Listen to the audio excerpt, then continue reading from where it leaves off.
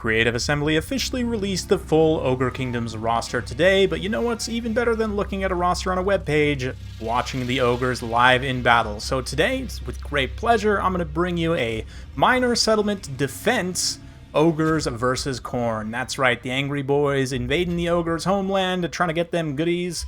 Scrag ain't gonna let that happen, so let's get into the battle. Obviously, quick caveat first, this is still work in progress, development in progress footage, especially unit balancing stats are subject to change, so don't take anything as complete gospel, but more just to see like the animations, the UI live in battle. May be able to mix in some cinematic shots if I'm able to in terms of time, but anyway, without further ado, let's get on to the battle. As we get started here, we'll talk about the rosters. KHORNE coming in with some Minotaurs, it looks like, some various infantry, but let's talk about the Ogres. Scrag leading the way. Fire Belly, we've got a Stonehorn with a Harpoon Launcher, a unit of Crushers. That is the Rhinox Cavalry. We've got a Giant, a couple of Man-Eaters, one Pistol, one Great Weapon, a couple of Rhinox Riders as well. Or sorry, yeah, those are the Mournfang Cavalry, that's right. Rhinox Riders are a bit better, which are the Crushers, right? Also got a couple of Gorgers, a couple of Lead Belchers, those are the dudes with cannons, regular old Ogre Bulls as well, a unit of Saber Tusks, a couple of Gnoblar Trappers, and a couple of Gnoblars. A few things to note about the roster. A lot of the units that we see here obviously have weapon variants, including the Man-Eaters. They have a regular variant and a shielded variant, essentially. Same thing. The regular Ogre Bulls have a shielded variant as well as having the dual weapon variant that we see in Warhammer 2. As the helpful Creative Assembly employee kind of deploys their forces here, we'll see this minor settlement map is actually pretty impressive, I have to say. Reminds me quite a bit of like the minor settlements in maybe Three Kingdoms or even Rome 2, way back in the day. Some of my favorite settlement designs in any Total War, to be honest.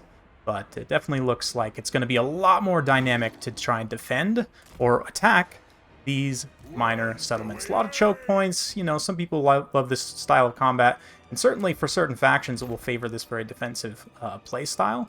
Curious to see how the Ogres hold up here. KHORNE's obviously very aggressive, but just getting some good firing lines set up. What else can I say about the roster? Oh yeah, there's a few units that were left out. The roster video that I did, was it a week or two ago now?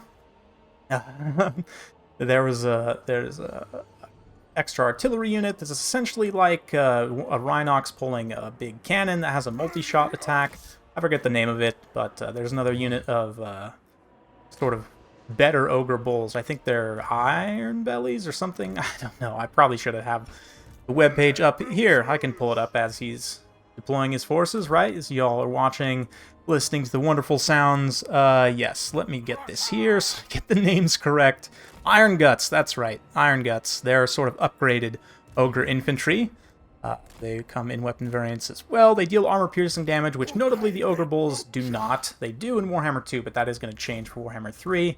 Yeah, just the two units of Gnoblar infantry, though, the ranged and the basic variant. It is going to be interesting to see how that plays out in multiplayer in terms of unit costs and everything. I mean, the Ogre Bulls right now in Warhammer 2 are only 550, which are the cheapest monstrous infantry in the game. Which does make sense, but I mean, genuinely curious to see how the balance ends up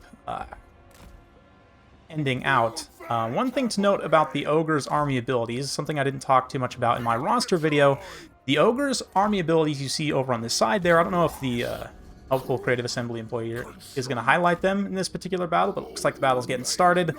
Just one thing to note quickly as it does get started, those abilities charge up by chasing and attacking routing units. Against a faction like Demons, any of the Demons factions or Undead for that, Undead are going to be even worse, right? Because Demons at least have the potential to bring some mortal followers.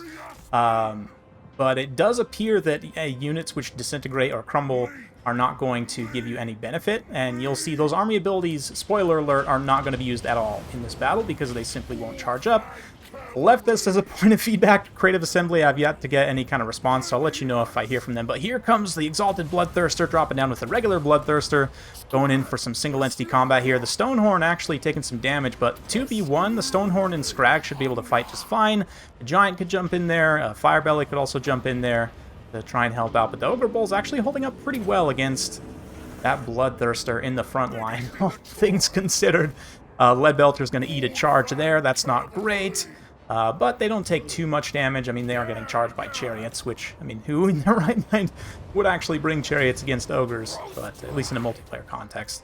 But yeah, more units charging in. Those Minotaurs with great weapons in particular, the KHORNE Tars, are going to do a lot of damage to the ogres. Probably be very good in this matchup, obviously, with their anti-large. So Noblars, though, holding up a big old block of KHORNE infantry there, surviving a surprising amount of time, all things considered. I expected them to die in just a handful of seconds, but holding at least a minute and a half, which is not too bad. Yeah, my Man-Eater's pistol is going to be pulling back there, trying to get another firing line. Same thing with the Lead Belchers, trying to get them disengaged and into a firing position. Interesting to note the balance of power showing very heavily in favor of KHORNE at the moment. Obviously, a lot of their units are very powerful in melee. They're going to be starting to grind down the ogres. You can see units already taking significant damage. Even the Man-Eaters with great weapons just getting pounded. We got Ogre Bulls routing as well already. The Noblars are holding out, but thankfully, Creative Assembly employee does manage to take down the Bloodthirster here in single entity combat. If you guys have watched this channel for any length of time, you know, generally in Total War Warhammer, single entity combat involves numbers, right? Like, whoever has the superior numbers typically wins. I mean, obviously, if you have two weak casters fighting like a Bloodthirster, it's not going to go well for them. But in general, you can say that like 2v1, even better 3v1, will almost always win in terms of single entity fights, so that Bloodthirster getting taken down there as the Exalted Bloodthirster was a little distracted. The Man-Eaters having a hard time disengaging. Those Demon Infantry are pretty quick, so they can definitely keep up just fine there, but managing to weather the assault in that pocket. Got both Lore of Fire and Lore of the Great Maw available, so let's see. Ooh, big old explosion here. This is going to be fantastic in this nice little choke. Yeah, the KHORNE Tars taking a lot of damage. Ooh, big old explosion just sends all the KHORNE warriors flying. Giant fighting Bloodthirster there. Yeah, really going well for the ogres in this particular pocket. Although they have sustained significant damage, Scrag can help heal. You know, all those units, and I think his Gorger buff is actually map-wide, so the Gorgers sort of lost track where they're at. Wherever they are, they're fighting, having a grand old time. The healing, though, the ogres, they are a healing faction, and a pretty considerable healing faction at that. Taking all this fire damage from KHORNE, though, is going to reduce the healing received. So you see all the units down there in the tooltip with the little flame icon, essentially denoting that that unit has taken fire damage, and their healing received is decreased for a given duration. But Soul Grinder there is setting up a bead, has plenty of ammunition and health left. Ogres are starting to fight back. Finally, the Noblars start to give up. They held for an impressive amount of time, though, all things considered. Pretty favorable. Disfavorable situation, I should say. Looks like the Creative Assembly employee trying to erect some towers here to help staunch the blood flow, so to speak. Yeah, here on this front, the Man-Eaters are slowly but surely giving out. I mean, Man-Eaters do have incredible leadership for ogres, so they'll hold it until the bitter end, but here they're able to mop up quite a few of the demons, pull back, and movement orders get all kinds of screwed up. Yeah, trying to go up to that citadel, they just look ridiculous. I know the pathing's probably okay. It's hard to tell really from this angle exactly how good the pathing is, but here, suddenly these two heroes, you know, that situation that was looking very good for them, all of a sudden all their support units evaporate, and the Stonehorns running for the hills, so Scrag and the Fire Belly definitely in danger. That Soul Grinder moving in with just a very strong presence. Looks like it's actually routing the Fire Belly away, so Scrag gonna make a little explosion here, try and make a stand. I believe this is the fist drop. Oh yeah, love this effect. Super cool. Seems pretty mana efficient as well. Dropping some damage on those demons. More KHORNE forces continuing the assault on various fronts. They've definitely taken significant damage, but breaking through the ogres. Ogre units trying to get up to that sort of citadel, if you will. I don't want to call it a keep, really, but that's sort of a capture area. Trying to defend their last bastion here as the forces of KHORNE, the demons, push forward relentlessly. Scrag getting a little bit of trouble here, but it looks like he's going to have some cavalry support there. The Fire Belly hung a little bit out to dry, but that's fine. He should be okay, right? He's probably just going to immediately get terrified, but that damage reflect would have been a good use there. It must be said again, the Creative Assembly employee who was chosen to play this battle is just to look for marketing, so I would say probably, to be honest, in line with the sort of average skill level of your typical campaign player, which is the majority of players, right? Like, you know, people love to criticize backseat general, you know, armchair general people playing the game, but the reality of it is that the vast majority of players are probably about this skill level, to be honest. And as long as you're having fun playing single player, I mean, yeah, no one's telling you you can't have fun playing the game, right? Yeah, anyway. Ogre's sort of pulling back here. That Soul Grinder still trying to finish off, and the Bloodthirsts are still alive as well. The Ogres have done enough damage, I think, at this point, and the towers are also kind of whittling away at the Khornate forces as well. Ooh, I love that animation, just crashing and burning, though, for the Bloodthirster as he goes down. Firebelly just breathes a sigh of relief as he gets continuously pelted by the Soul Grinder there. Gonna throw a fireball in return, or at least attempt to. A lot of the demon units are crumbling now, though, and the Ogres are gonna try and go into a mop-up operation here. Get some of these tattered, scattered Khornate forces to rout. The warriors will rout, obviously. That, what is it? Blood Reaper on the Chariot, still quite healthy. The healing of the Chariot, I do think, is going to be quite nice for Khorne to give it a little bit of sustainability. Stonehorn with the Harpoon Launcher coming back as well. Big, meaty boy. See Scrag just chilling with his lads. Yeah, they're hanging out, getting ready for dinner.